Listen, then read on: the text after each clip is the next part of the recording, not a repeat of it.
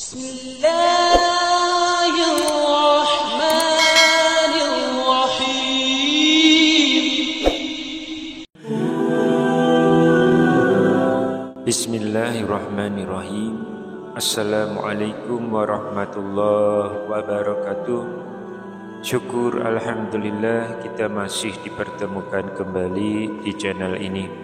Salawat dan salam selalu dan tetap tercurahkan kepada junjungan kita Nabi besar Muhammad sallallahu alaihi wasallam. Allahumma shalli ala sayyidina Muhammad wa ala ali sayyidina Muhammad. Harapan dan doa saya semoga sahabatku semuanya selalu diberikan kesehatan, dilapangkan rezekinya, diampuni dosa-dosanya, dipanjangkan umurnya, dan semoga kita tidak mati kecuali mati dengan beriman dalam Islam. Dan sempatkanlah menuliskan sholawat di kolom komentar, insya Allah akan menjadi bukti cinta kita kepada Rasulullah Muhammad sallallahu alaihi wasallam. Semoga kita semua mendapatkan syafaat beliau di akhirat kelak. Amin ya rabbal alamin. Sahabat seiman yang dirahmati Allah, hari kiamat tentu akan terjadi, karena itu sudah menjadi kepastian yang tidak mungkin terbantahkan. Namun tidak ada yang tahu dengan pasti kapan kiamat tersebut akan terjadi. Waktu mengenai kapan kiamat ini terjadi, jangankan manusia biasa, bahkan para malaikat dan para nabi pun tidak pernah mengetahui perkara yang satu ini. Namun Allah sejatinya sudah menggambarkan terkait tanda-tanda yang akan muncul sebelum hari kiamat itu tiba. Seluruh umat manusia akan memasuki satu tahapan kehidupan yang disebut dengan akhir zaman. Tanda ini tidak hanya dilihat dari kondisi fisik dari bumi yang kita tinggali, ciri-cirinya juga menyangkut dengan perilaku dan tingkah laku manusia. Melalui Nabi Muhammad sallallahu alaihi wasallam, Allah telah menceritakan tentang periode akhir zaman ini, yaitu pada akhir zaman nanti umat Islam akan mengalami satu penyakit yang tidak akan terobati. Dan kabar buruknya, ternyata penyakit tersebut sudah mulai terasa dan muncul di tengah-tengah masyarakat saat ini. Lantas apakah dua penyakit berbahaya tersebut? Dalam salah satu hadisnya, Rasulullah sallallahu alaihi wasallam mengabarkan bahwa ada satu penyakit yang akan menimpa umat Islam di akhir zaman. Penyakit ini sangat berbahaya sehingga kita wajib mewaspadainya. Dari Sauban radhiyallahu anhu berkata bahwa Rasulullah sallallahu alaihi wasallam bersabda, hampir saja para umat yang kafir dan sesat mengerumuni kalian dari berbagai penjuru, sebagaimana mereka berkumpul menghadapi makanan dalam piring. Kemudian seseorang bertanya, katakanlah wahai Rasulullah, apakah kami pada saat itu sedikit? Rasulullah bersabda, bahkan kalian pada saat itu banyak, akan tetapi kalian bagai sampah yang dibawa oleh air hujan. Allah akan menghilangkan rasa takut pada hati musuh kalian dan akan menimpakan dalam hati kalian wahan. Kemudian seseorang bertanya, apa itu al-wahan? Rasulullah berkata, cinta dunia dan takut mati. Hadis riwayat Abu Dawud dan Ahmad. Dijelaskan dalam hadis tersebut, padahal di saat itu jumlah umat Islam sangat banyak, namun ternyata penyakit satu ini bisa membuat mereka yang banyak itu menjadi lemah dan tak berdaya. Lantas apakah sebetulnya penyakit al-wahan itu? Al-wahan adalah penyakit cinta dunia, hubbud dunya, dan takut mati, karahiyatul maut. Penyakit al-wahan ini adalah sumber dari semua kemunduran umat Islam dan perusak sendi-sendi agama. Dan hal ini bisa kita saksikan pada hari ini, betapa banyak umat Islam yang sudah terkena penyakit ini. Apa buktinya? Saat ini bisa kita lihat di seluruh platform dan media, banyak yang tergila-gila dengan dunia. sibuk mengejar harta, tahta, popularitas, dan kemewahan. Ada yang berbangga-bangga dengan kendaraan mewah, rumah megah, dan gaya hidup yang hedon.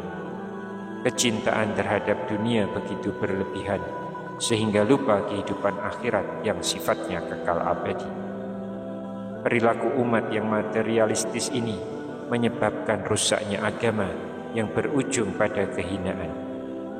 Dan sejak 14 abad lebih yang lalu, Rasulullah Shallallahu Alaihi Wasallam telah memprediksi penyakit ini akan menimpa umat Islam. Arti al-wahan sendiri menurut Kamus Bahasa Arab Indonesia adalah melemahkan dan yang lemah. Adapun secara bahasa, al-wahan bermakna dhaif atau lemah, baik secara materi ataupun maknawi yang menimpa, apakah itu secara pribadi ataupun secara kelompok. Dalam makna yang lain, al-wahan juga berarti bahwa ia takut berhadapan dengan musuhnya. Dan secara istilah, al-wahan dalam hadis Rasulullah berarti cinta dunia dan takut mati. Sedangkan menurut pandangan tasawuf, al-wahan adalah penyakit hati di era modern yang implementasinya ada dua, yaitu cinta dunia dan takut mati. Kecintaan dan ketertarikan yang berlebihan pada dunia membuat manusia lupa akan kematian, bahkan takut pada mati. Penyakit ini bukan hanya dipengaruhi perkembangan zaman, namun juga kurangnya kesadaran dalam hati, sehingga mendorong manusianya pada keterpurukan atau kehancuran, atau lebih tepatnya krisis spiritual. Ketika Rasulullah menjawab tentang apa itu wahan, sesungguhnya beliau tidak memberikan arti kata ataupun definisi dari kata itu. Justru yang beliau sampaikan adalah indikator atau penyebab terjadinya penyakit wahan itu. Seolah beliau ingin menyampaikan bahwa terjadinya penyakit wahan ini disebabkan oleh cinta dunia dan takut pada kematian. Di dalam Al-Quran Allah telah berfirman, "Tidaklah aku menciptakan jin dan manusia, melainkan untuk beribadah kepadaku." Quran Surat Az-Zariyat ayat 56. Dan di dalam ayat yang lain, Allah juga mengingatkan manusia, dan kehidupan dunia itu tidak lain hanyalah kesenangan yang menipu. Quran Surat Al-Hadid ayat 20. Sahabat seiman yang dirahmati Allah, apa itu cinta dunia?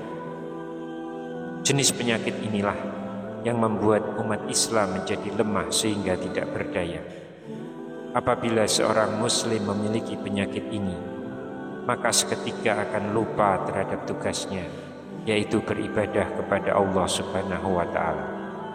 Dalam mengejar nikmat dunia, manusia tidak jarang menghalalkan segala cara, seperti korupsi hingga mengedarkan narkoba.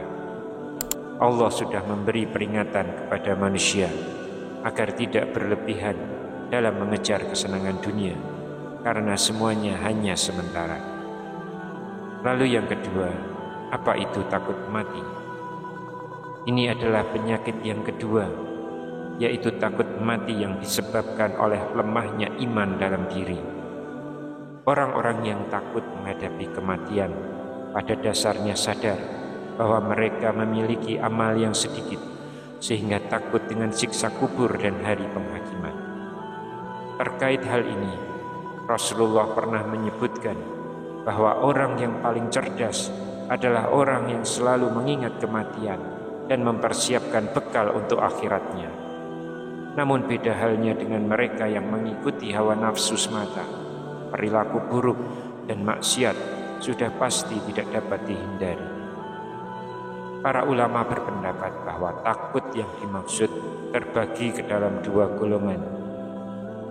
Golongan yang pertama adalah takut yang tidak tercela, yaitu takut mati yang sifatnya tabiat dan dimiliki oleh setiap manusia. Sedangkan golongan yang kedua adalah takut yang tercela, yaitu takut mati karena lemahnya iman. Sebagaimana hadis Rasulullah dari Ibnu Umar radhiyallahu anhu ia berkata, "Aku pernah bersama Rasulullah, lalu seorang Ansor mendatangi beliau. Ia memberi salam dan bertanya, "Wahai Rasulullah, mukmin manakah yang paling baik?" Beliau bersabda, "Yang paling baik akhlaknya." Kemudian ia kembali bertanya, "Lalu mukmin manakah yang paling cerdas?" Beliau pun bersabda, "Yang paling banyak mengingat kematian dan yang paling baik dalam mempersiapkan diri untuk alam berikutnya. Itulah mereka yang paling cerdas." Hadis riwayat Ibnu Majah. Itulah sebabnya manusia akan mempersiapkan diri di setiap detik sisa hidupnya untuk bertemu dengan Allah jika sudah mengetahui bahwa ia akan berjumpa dengan Allah. Karena pasti ia akan ditanya tentang amalnya ketika di dunia, maka ia pasti akan mempersiapkan semua jawabannya. Itulah dua penyakit yang akan menghinggapi umat Islam sebelum datangnya hari kiamat. Penyakit ini tidak ada obatnya, kecuali kita mulai sadar dan kembali kepada Allah Subhanahu wa Ta'ala dan Rasul-Nya, serta menjalankan semua perintahnya dan menjauhi semua larangannya. Wallahu a'lam bishawab. Demikian yang bisa saya sampaikan di kesempatan kali ini. Semoga dapat memberi manfaat untuk kita semua. Amin ya rabbal alamin. Wassalamualaikum warahmatullahi wabarakatuh.